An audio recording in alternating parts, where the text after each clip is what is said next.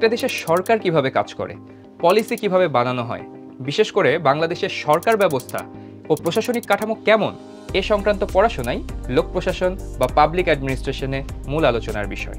আর বিষয়গুলো মাথায় রেখেই দক্ষ প্রশাসক ও পলিসি মেকার তৈরির লক্ষ্যে 1972 সালে ঢাকা বিশ্ববিদ্যালয়ে পাবলিক অ্যাডমিনিস্ট্রেশন বিভাগটি যাত্রা শুরু করে। তবে যদি মনে হয় এই বিভাগে পড়াশোনা করলেই সরকারি চাকরি, বিশেষ করে অ্যাডমিন ক্যাডারের চাকরি নিশ্চিত, তাহলে কিন্তু একেবারেই ভুল হবে। এই ডিপার্টমেন্টের শুরুতেই পড়ানো হয় সাবজেক্ট হিসেবে পাবলিক অ্যাডমিনিস্ট্রেশনে যাত্রা শুরুর ইতিহাস। এছাড়াও বাংলাদেশের রাজনৈতিক ব্যবস্থা, সরকার ব্যবস্থা ও প্রশাসনিক ব্যবস্থা কেমন তাও এখানে আলোচনা করা হয়। সেই সাথে বিভিন্ন কোর সাবজেক্ট যেমন ম্যানেজমেন্ট, সোশিওলজি, ইকোনমিক্স, স্ট্যাটিস্টিক্স ইত্যাদির বেসিকও এখানকার সিলেবাসের অন্তর্ভুক্ত। পাশাপাশি বিভিন্ন স্পেশালাইজড কোর্স পড়ানো হয় ধাপে ধাপে, যেমন পলিসি ফর্মুলেশন ও ইমপ্লিমেন্টেশন, পলিসি অ্যানালাইসিস, স্থানীয় সরকার ব্যবস্থা, ভূমি আইন ও ব্যবস্থাপনা, হিউম্যান রিসোর্স ম্যানেজমেন্ট, প্রশাসনিক আইন ইত্যাদিও পড়ানো হয়। এছাড়াও আর্থিক প্রতিষ্ঠান ব্যবস্থাপনা, আন্তর্জাতিক বাণিজ্য, সোশ্যাল বিজনেস ও এন্টারপ্রেনারশিপ বিষয়ক কোর্সও রয়েছে ডিপার্টমেন্টটিতে। এই বিভাগে মোট আসন রয়েছে 90টি। আর্টস, সায়েন্স ও কমার্স প্রতিটি বিভাগ থেকে 30 জন করে এখানে ভর্তি হওয়ার সুযোগ পেয়ে থাকে।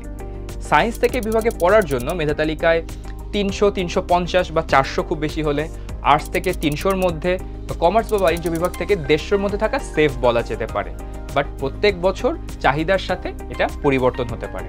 পাবলিক অ্যাডমিনিস্ট্রেশনে পড়লে সরাসরি সরকারি চাকরিতে বিশেষ সুবিধা না থাকলেও এই বিভাগের শিক্ষার্থীরা কিন্তু অনায়াসেই বিসিএস সহ বিভিন্ন সরকারি চাকরিতে সুযোগ পায় নিজ যোগ্যতায়। এছাড়াও বিভিন্ন সরকারি, বেসরকারি বিশ্ববিদ্যালয়ের শিক্ষক হওয়ার পাশাপাশি বেসরকারি প্রতিষ্ঠান, ব্যাংক এবং আন্তর্জাতিক উন্নয়ন সংস্থাগুলোতেও বহু সংখ্যক পাবলিক অ্যাডমিনিস্ট্রেশনের শিক্ষার্থী চাকরি করছে। তবে জেনে রাখা ভালো, পাবলিক অ্যাডমিনিস্ট্রেশনের জন্য বিসিএসে কোনো শিক্ষা ক্যাডার নেই। এই বিভাগটিতে পড়াশোনা করে রিসার্চার হওয়ার বেশ ভালো সুযোগ রয়েছে। 4 বছরে অনার্সেই বেশ কয়েকটি রিসার্চ সম্পর্কিত কোর্স পড়ানো হয়, যার ফলে বিভাগের শিক্ষার্থীরা গবেষণায় বিশেষ দক্ষ হয়ে ওঠে। পাশাপাশি হিউম্যান রিসোর্স ম্যানেজমেন্ট সম্পর্কে বিশেষভাবে পড়ানোর ফলে বিভিন্ন সরকারি বেসরকারি প্রতিষ্ঠানে এইচআর হিসেবে কাজ করার ব্যাপক সুযোগ রয়েছে। এছাড়াও ই গভর্নেন্স নিয়ে পড়ানোর ফলে যুগের সাথে তাল মিলিয়ে পলিসি ফর্মুলেশন বিষয়ক কাজ করার সুযোগ এখানে পাওয়া যায়।